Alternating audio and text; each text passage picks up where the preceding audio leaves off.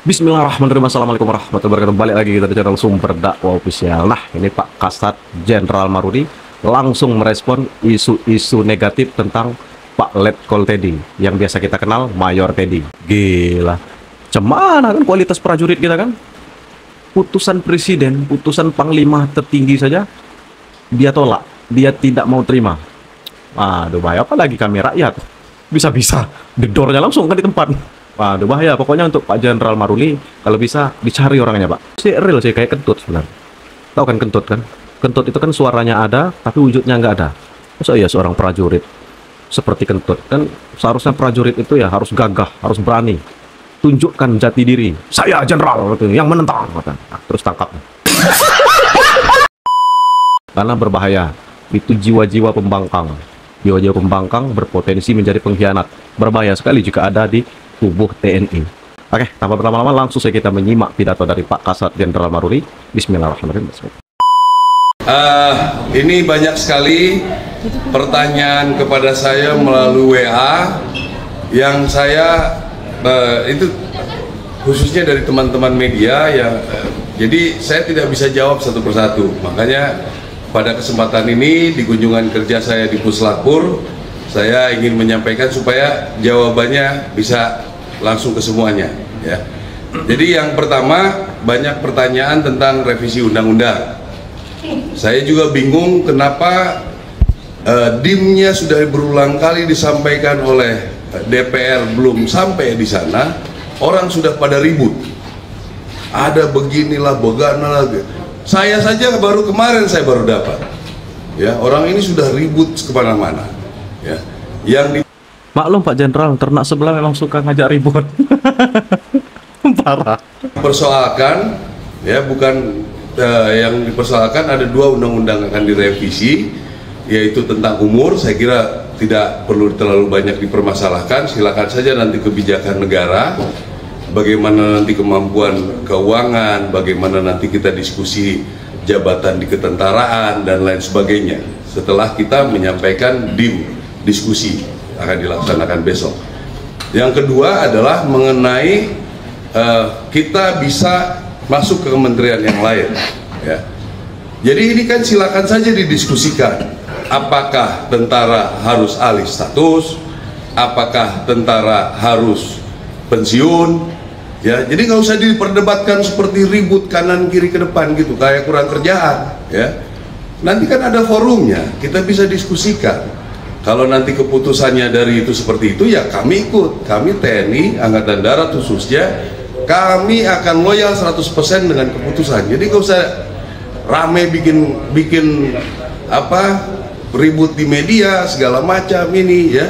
Ini itu orde barulah, tentara dibilang hanya coba bisa membunuh dan dibunuh. Ini menurut saya otak-otak seperti ini kampungan menurut saya. Bukan otak sengkuni. Ya, dibilangnya kalau tentara masuk ke KL, kasihan yang pembinaan karir. Ini orang waktu ada salah satu institusi masuk ke seluruh kementerian, nggak ribut ini orang. Apakah dia bekerja di institusi itu? Nah, ini perlu media-media juga tanggap seperti itu. Ya, kita nggak ribut kok. Cuma karena bilang bisa di KL, kami karena melihat anggota-anggota Angkatan Darat punya potensi, ya silakan diskusikan. Apakah kami boleh mendaftar? Ada sidangnya ditentukan oleh presiden, silakan saja. Tapi jangan menyerang institusi, ya. Apalagi itu yang tadi saya bilang, ada institusi yang masuk ke semua kementerian lembaga, dia nggak ribut, ya kan? Nggak ada omongan sama sekali. Jadi kita patut curiga ini. Dari mana dia? Agen asing kah? Apakah? Kita juga harus curiga dia ini seperti apa, ya. Yang kedua, ngomongin tentang Letkol Teddy. Itu kan kewenangan Panglima, kewenangan saya, ya.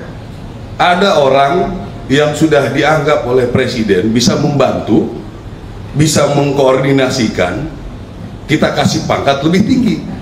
Apa masalahnya? Ya. Ada orang lah temennya tentara yang pernah di Papua. Siapa yang pernah di Papua? Berapa orang yang pernah penugasan Papua?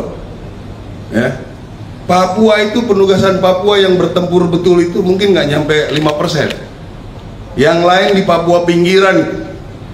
Ya, saya tahu percis. Jadi yang ribut-ribut kalau misalnya betul ada tentara yang komplain, kenapa ini duluan dia yang bertempur, nggak naik-naik. Saya pengen tahu orangnya siapa. Betul nggak dia pernah bertempur? Ya, cek betul. Pernah perang nggak dia?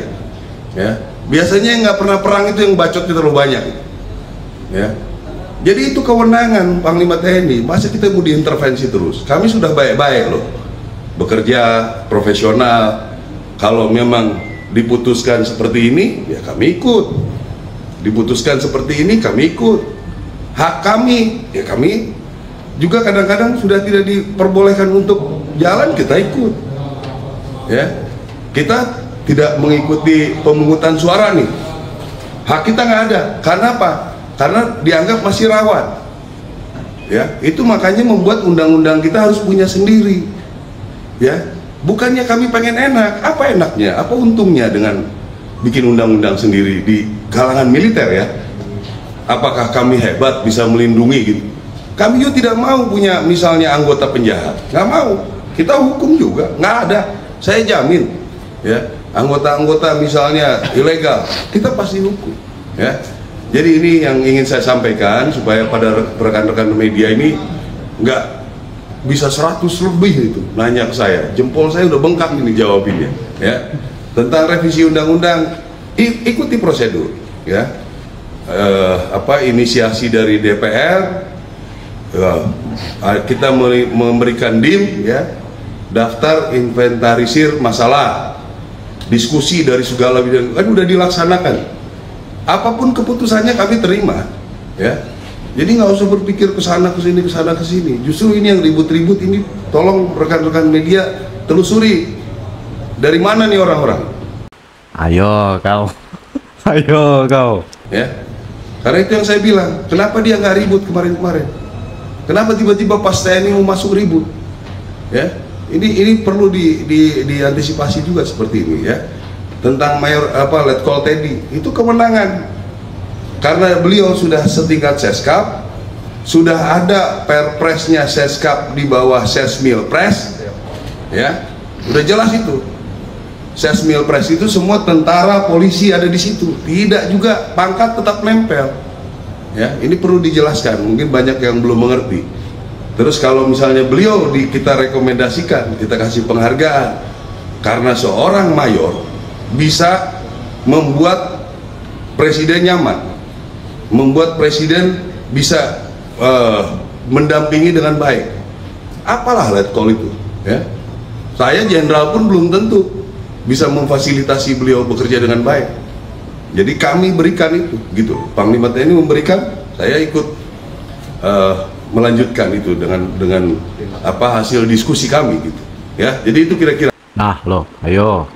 Ini saya yakin nih, oknum tersebut pasti tidur tak nyenyak, makan pun tak enak. Nah, untuk Pak Kasat, Pak Jenderal Maruli, tolong panggil Pak Slamet Ginting, Pak. Interogasi itu orang tuh, Pak. Siapa sebenarnya yang membangkang keputusan presiden, keputusan panglima tertinggi di negeri ini, baik itu keputusan dari Pak Kasat Jenderal Maruli. Jadi tolong diselidiki siapa sebenarnya orangnya. Ini persis dah pokoknya, persis dengan Gubernur Bali kemarin.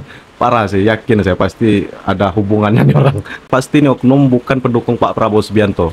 Tapi walaupun bukan pendukung Pak Prabowo Subianto, mau tak mau, suka tidak suka, Pak Prabowo Subianto itu sudah menjadi presiden di Republik ini, panglima tertinggi di Republik ini, dan itu harus ditaati keputusan maupun perintahnya.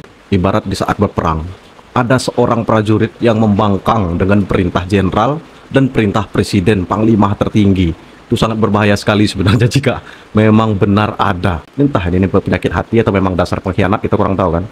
Ya kalau penyakit hati mas, iya, seorang prajurit kok merawat penyakit hati, susah melihat orang senang, senang melihat orang susah. Anda beruntung ada di eranya Pak Prabowo Subianto. Saya rasa kalau Anda berada di eranya Pak Soeharto, jawab salam. Nah, saya akhiri, pokoknya salam cerdas, salam waras, NKRI harga mati. Tentunya selalu support, selalu dukung, selalu berpikir positif dengan apa saja keputusan dan kebijakan pemerintah. Wabillahi taufiq walhidayah. Wassalamualaikum warahmatullahi wabarakatuh.